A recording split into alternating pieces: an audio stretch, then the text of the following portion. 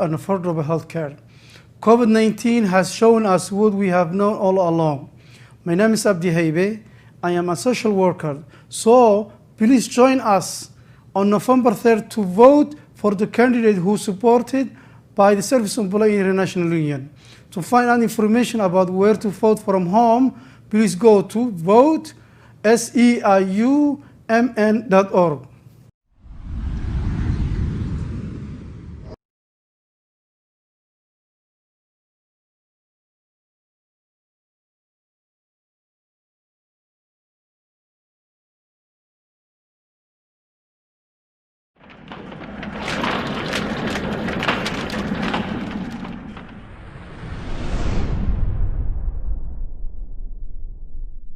My name is Abdi Haile. I am a social worker. So please join us on November 3rd to vote for the candidate who is supported by the Service Employee International Union. To find out information about where to vote from home, please go to vote.seiumn.org.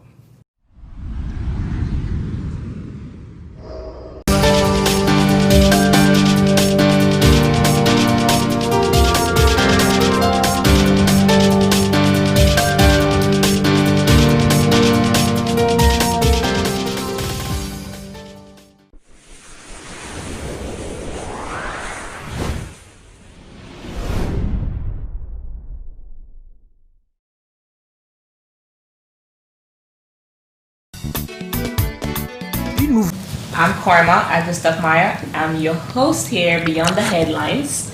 And today we will be talking with Petros Haile.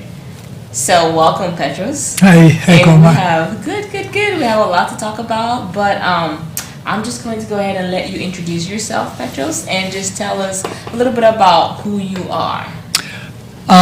There's not much to say, but okay, my name is Petros. I'm a resident in Minnesota, and I happen to be from Eritrea as well. I lived in Minnesota for a very long time. I'm not going to mention the dates. Yeah. Yes. But this is home. But this is home. Yeah. Okay. And you are a Pan-Africanist, correct? I claim to be a Pan-Africanist. What does that mean? A Pan-Africanist to me is to see beyond one confined country and see the cause of Africans across the board. Okay. That may include the islands, the African American community, and in short, the global black community having something in common. Okay, so is it safe to say that I'm a Pan-Africanist? If I can see and appreciate and I try to learn different cultures of all pretty much Africans in the world, no matter where you are. Exactly. So that will qualify. Exactly, you qualify it, yep. Okay, I think we are Pan-Africanists. We are. Yeah. Yeah, I've seen you doing stuff with all Africans. Yeah. Actually, beyond African community as well. Exactly. Yeah. Afrocontigbo is my dance company, Yep. as you guys know, and it is definitely elevating lives, African lives in the globe through dance and movements. But just a little plug. Okay, so back to you. Today I want to talk about you're the founder of African Global Roots. So guys, you can look this up. It's African Global Roots. You can Google it, and it's been in existence for a while. So I'm gonna let Petros tell us about it. So tell us when did you start African Global Roots, and what is the vision or mission?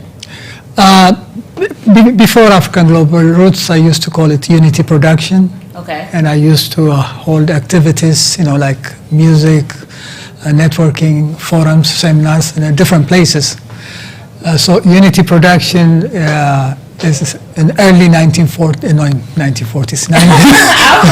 No, not 90. I'm not that old yet. Yeah. 1994. Okay. There used to be a place called Montanitas here. Mm-hmm. Then it later owned by Blue Nile. Okay. You probably know the place. Oh yeah. But prior to that, even when we were back home, you hear about certain things like Stephen Biko was one of my heroes, Mm-hmm. and you heard about him.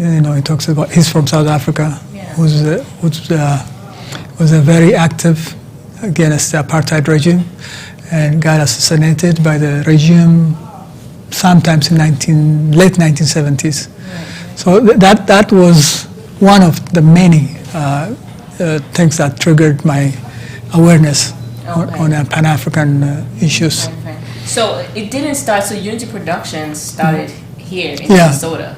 But before that, over back home in Africa, what was happening with your life? Were you a Pan-Africanist at that time, or you were definitely an activist? Because I've read about you a little bit and the movements as a youth and how you came over here. So why don't you tell us a little bit about that? Yeah, I was not a Pan-Africanist when I was back home. Right. But you get exposed to many information, like on a TV show, they talk about South Africa. South African issue was very hot at that time.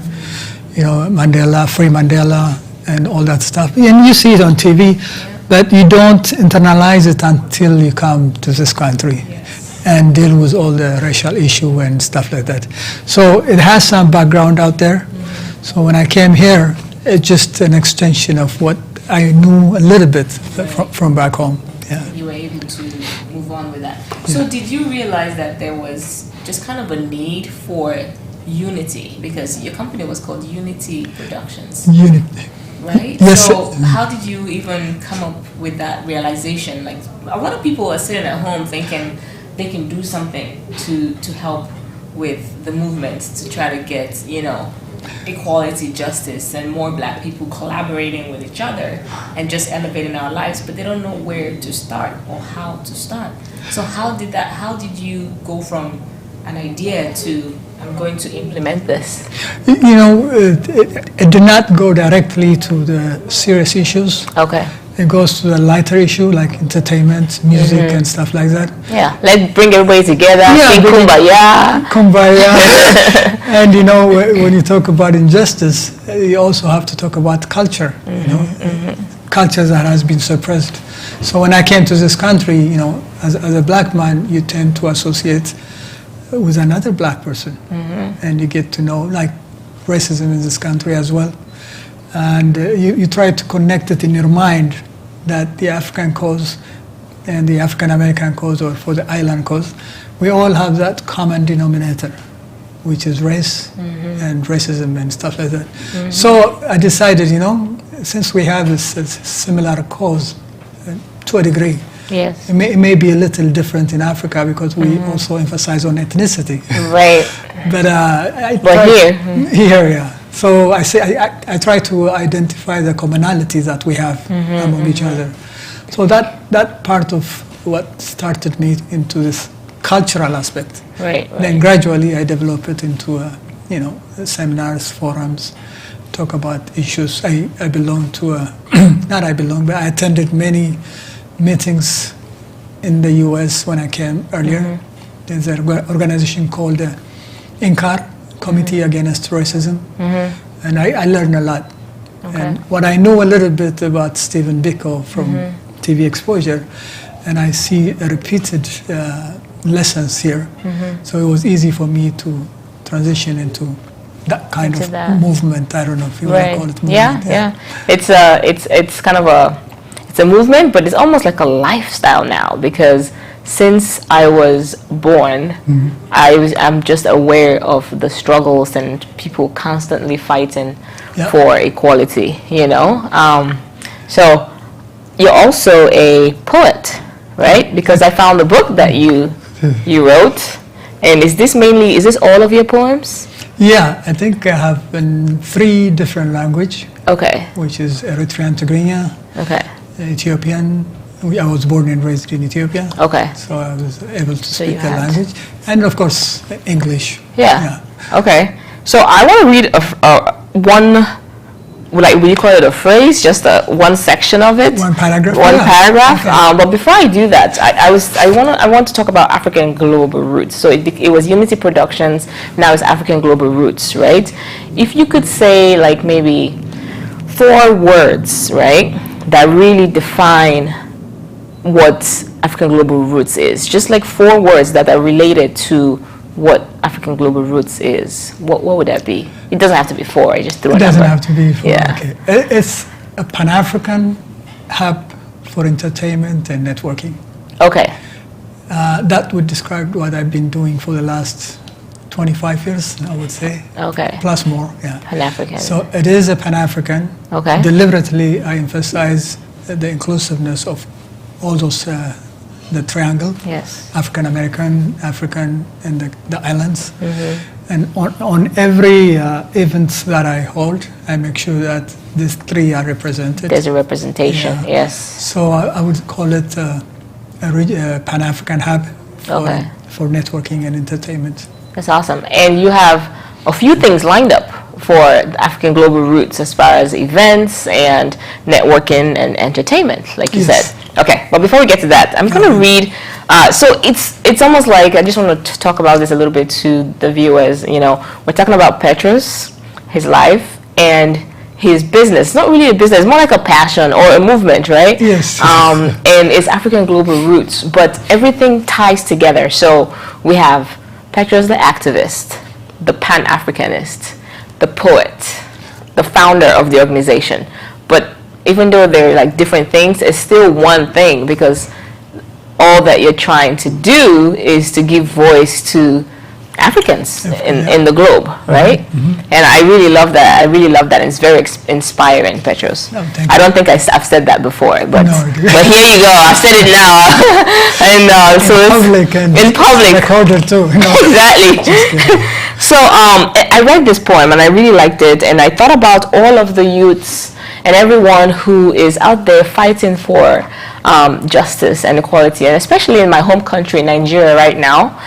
There's a campaign, #EndSARS, you can look it up, and it's pretty much an armed force that has been terrorizing the people.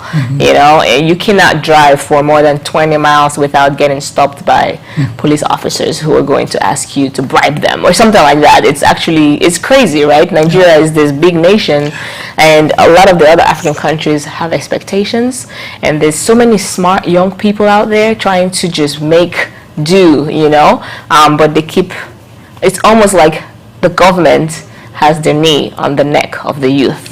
And now they're awake. You know, I mean, we've been awake for a while. You know, people have been fighting, but now with social media and everything else, there's all this awareness, you know. So when I read this, it really stuck to me. So if you don't mind, I'll read a phrase for everybody, and all of my Nigerians out there that are fighting, you know, stay strong. We're with you in solidarity from the diaspora. Okay, this is from Petros. Title: When you think all is well. When you think all is well, thoughtless conditions rise again. When you know the motivations, they retaliate and justify their actions. Vividly remember the evil of the past, no better than the present. Witnessed humanity at its worst, hoping to see it at its best. Tragedy that awoke the dormant wise men, neglected to point it out. Simple truth twisted and stretched. Enlightened advice deliberately ignored. So, this last phrase I think hit me as an immigrant. Children of immigrants, reverse the trend, friends and foe. Tear down the invisible fence. Be free, unrestricted with courage and care. Remember the darkest day in September. We're in October, but it's still It's close. It's close. It's close enough. You know, I hope you don't mind me reading that. No, you know, and again, if anybody wanted to find some more of your poems, is there a place that they can go find that? Well, every time I held an event, I bring It's available. extra copy. Yeah. Okay. Yeah. And then you can also just send AGR an email, right? Yeah, and they then can do that. you can respond. What is the email for AGR? AfricanGlobalRoots@gmail.com. AfricanGlobalRoots@gmail.com. Okay. Yeah. So what do we have planned right now for African Global Roots? Like, what is coming up? Okay, we've been having events every year, one main event a year. Okay. And in between, like quarterly, we have spoken word and shows, dance shows, which you were part of. Yes, a few times. Afrocontigbo was there, yes. And we have magazines that we've been issuing for quite some time, since the early 2000s. Yeah. Now we're taking it to the next level. We have about a 24-page newsletter. Okay. And if I can reveal it, the cover page is somebody that I know. Oh, yeah. You. Oh, me. Okay. Watch out, guys. There's Watch a cover letter coming up, and I will be the front page. Or somebody like me, cover maybe my page will twin. be you, yeah. Yes. Then, again, the theme is a Pan-African networking, a hub for networking and entertainment. Okay. So I picked 12 articles. You know, we solicited for more, but I picked the best 12 of them from different countries. And some of the success stories, some of the networking organizations, and of course, entertainment. I'm plugging it here and there. Right. So we will have that by the beginning of January 2021. It was supposed to be last year, but you know, COVID, yeah, it would not help. And we'll do a follow-up networking, and the end goal is to build an African networking center. Yes. In fact, actually, the plan is to build an African center. Like a mall? Like a mall. Oh, wow. Yeah, okay. Like a mall. And we'll talk about the detail when the day comes for the networking. But the third phase is to build a mall. Okay. Luckily, I have a partner who's working on this project. Nice. And her name is Korma. Do you happen to know her? I think I know Korma. Okay. Yes.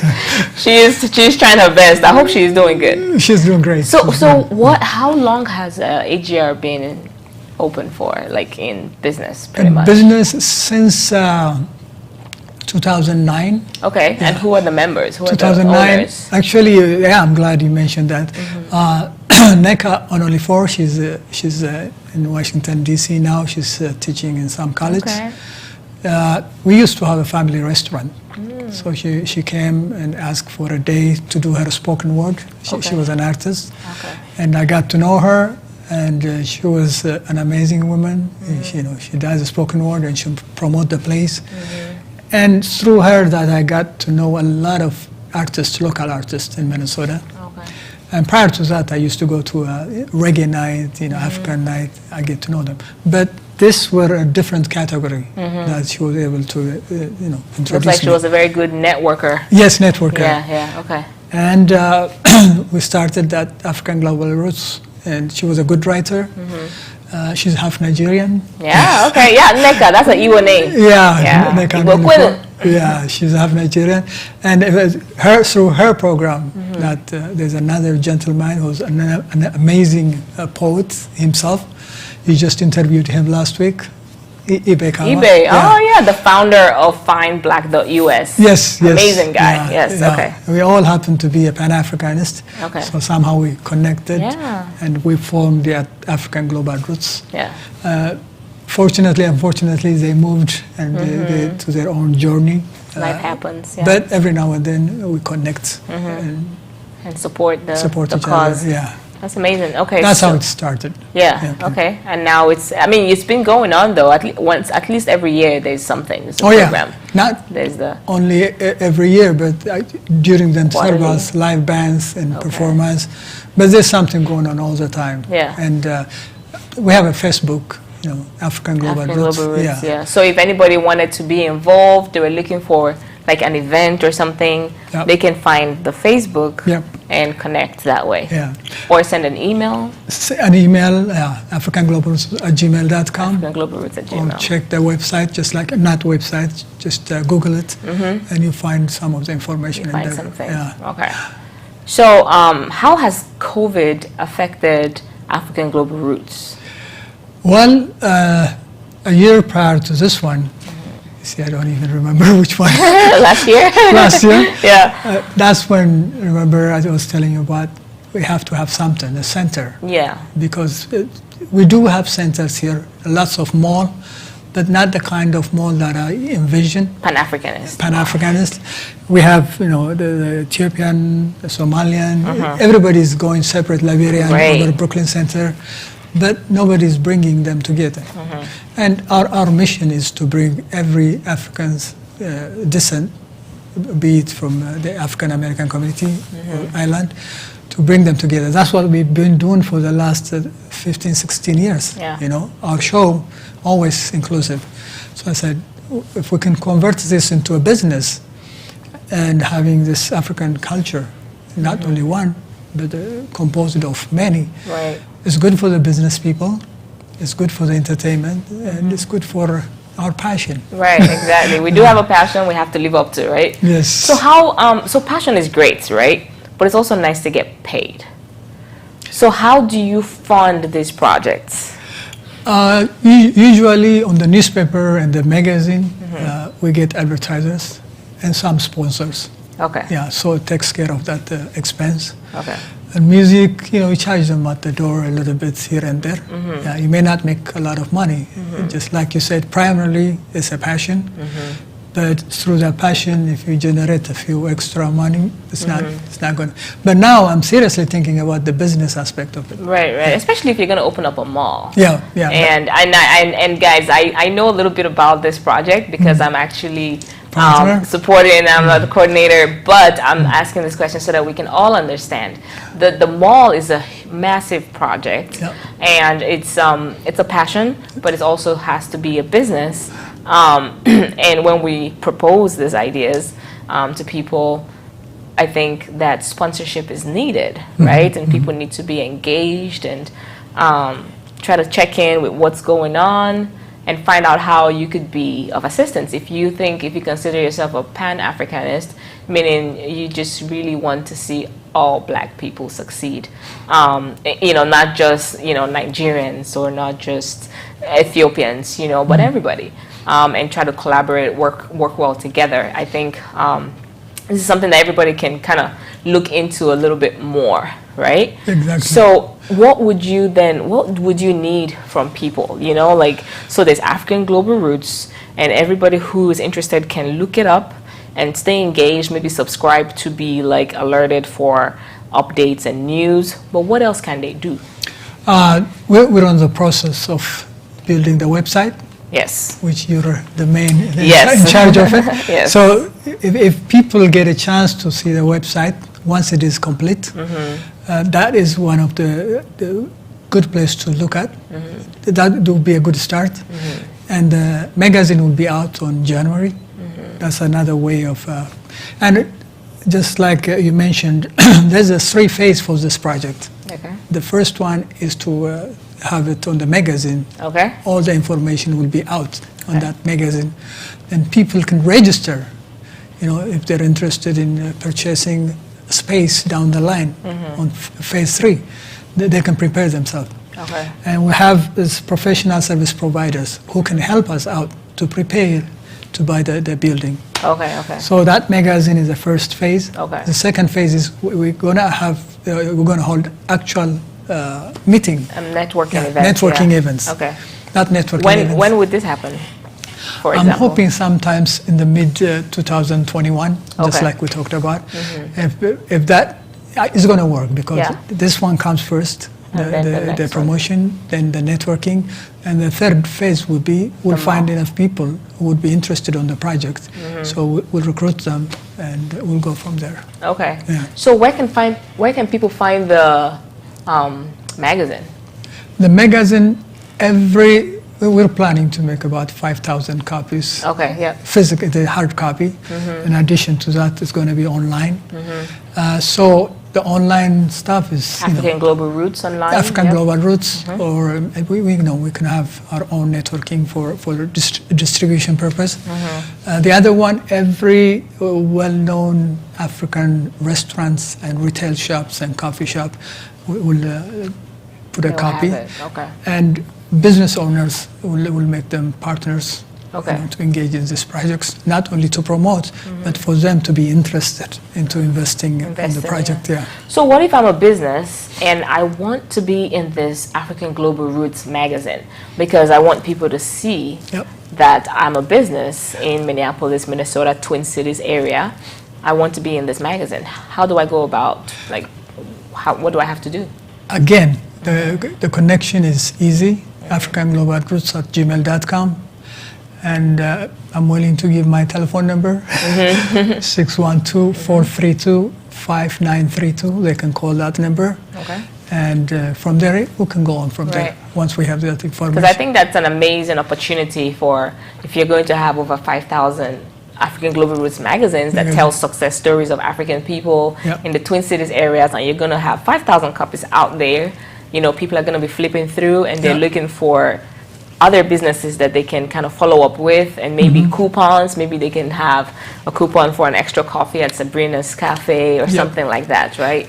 So, in fact, part of the project is on that this magazine, this issue, not only will cover what the project is going to be, but will have some benefits. You know, the coupon discount that you're talking about, we'll insert a coupon, and businesses will benefit out of it, especially at these hard times of COVID. Yeah. Because I just got a magazine in my mailbox actually, and I don't even know what company, but they have a lot of coupons that they want me to use in December, because Christmas time, you know, people are buying gifts.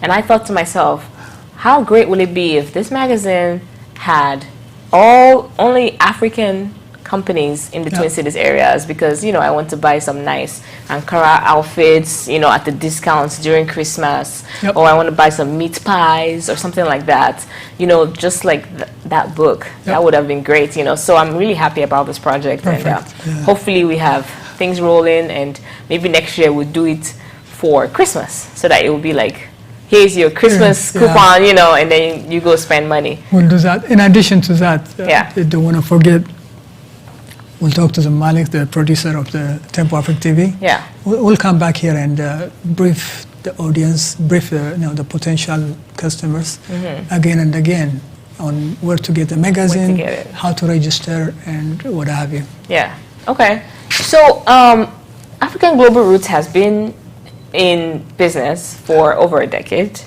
Where do you see it in the next 10 years?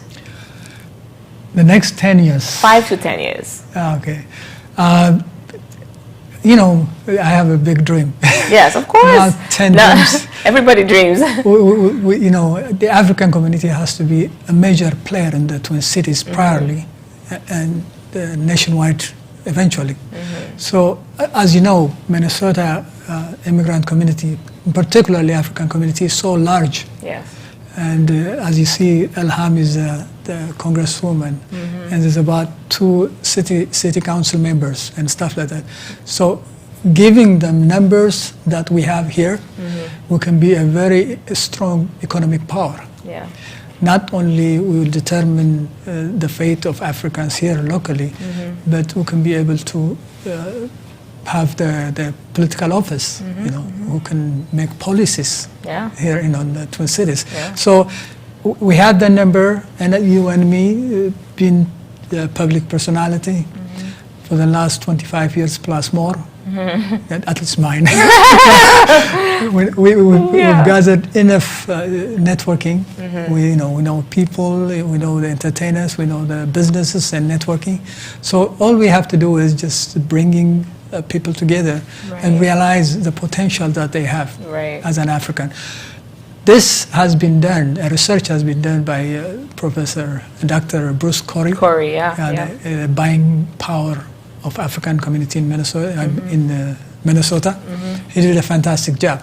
So we can use that, you know, to extend. But the potential, the resource is here. Yeah. You just have to bring it together. Come together, yes. Coming together has always been difficult, like for people, you know, it's like, because some people have great ideas, but as an individual. But there's so much more power when we come together to actually do something and implement it, you know? Exactly, That's great. Okay, so, I mean, we're coming close here to our hour. Okay. So I just wanted to just wrap up like kind of what we've talked about. So African Global Roots is kind of like the Pan-Africanist center, like a hub for networking, entertainment, and everything really, right? It's a good space for everyone who identifies as a Pan-Africanist. You can be an entertainer, an activist, it doesn't matter. There are different projects coming up. There's a magazine that's going to roll out by the end of this year, early January. It's going to have success stories. And you know, correct me if I'm blabbing here, but you know. No, you're fine. It's going to have success stories of different businesses and professional kind of entities around entertainers like myself will be featured in that magazine, and there's room for more. So if you want to have yourself featured in a magazine as such, it's called the African Global Roots magazine. Connect with Petros. Just look up African Global Roots Facebook, Instagram. Do you have an Instagram? No, I don't. We'll have to fix that. I'll get that. We'll get it. Instagram, website, and email. And we can get things going. And then the next step is a networking event where we're going to try to get everyone to have one big conversation or small conversations in one big space. There's COVID, so we probably have to figure out how to do that, maybe online, something. We'll figure it out. Open to ideas. This is a collaborative space, collaborative thing, right? Yep, Petros is the owner and the founder, but he is very open to feedback and to people helping out. If you want to be a sponsor, you can also reach out and say, I want to be a sponsor, and ask for what you can get in return, because you can get something back in return. He has a huge network. And finally, hopefully, down the line, is a mall space, a Pan-African mall, where every major country that has been identified in the Twin Cities, African community would have their own space. So this is a dream, but it's a dream that I believe in, and I think it can come true, and I'm right behind you all the way. Thank you. But anyways, do you have anything else that you want to say to the people? I think you said it all, but the only thing, for one thing, I'd like to thank Tempo Africa TV for giving us this chance. Yes, Tempo Africa, yeah. And Malik, thank you. Yes. The second one is, the magazine is coming in January. So if people are interested in, advertising, and just like that coupon deal that we're talking about, that, or even ethnic community who would like to, promote their business, we're open. Okay. Again, was at africanglobalroots@gmail.com, or call my number 612-432-5932. We can accommodate them. Okay. And by the way, I have to say that if it wasn't for her, I would not have been motivated. So I put the fire on. Yeah, that's it. Yes. So thank you. I really appreciate it. Of course, no worries. Okay. So being an activist for over a couple decades, right, and a poet, can you say a few words that would kind of show support and solidarity to all the youths out there that are fighting for equality and justice, especially in Nigeria in this moment where thousands of people are on the streets protesting? There was actually a protest in Minnesota today as well to support End SARS. So just in a few words, in your own way. Oh, yeah, to begin with, Nigeria is one of the 10 most populous community in Minnesota. Among the Sudanese, Somalians, Liberians, and they're very visible. Yeah. And the Nigerian reputation being the largest number in Africa, having, and the most entrepreneurs. Yeah, educated in the community, and we can't ignore Nigerian plight, and it is our plight. And it's a deja vu. You see George Floyd here, and what happened to him, and when it's happening in Africa by Africans, that makes it even worse. So that's a deja vu. But I hope they're going to continue to struggle and get some resolution and end the police brutality in Nigeria. Yes. Thank you. End SARS, guys. Yep. All right. Well, thank you so much, Petros, and thank you, Tempo Africa TV. Until next time, I'm your host, Afrocontigbo, and I'm just over here talking to great people. Thank you.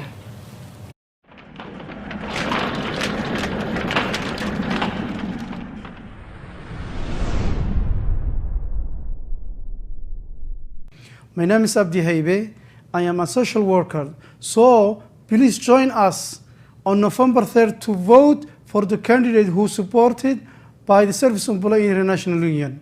To find out information about where to vote from home, please go to vote.seiumn.org.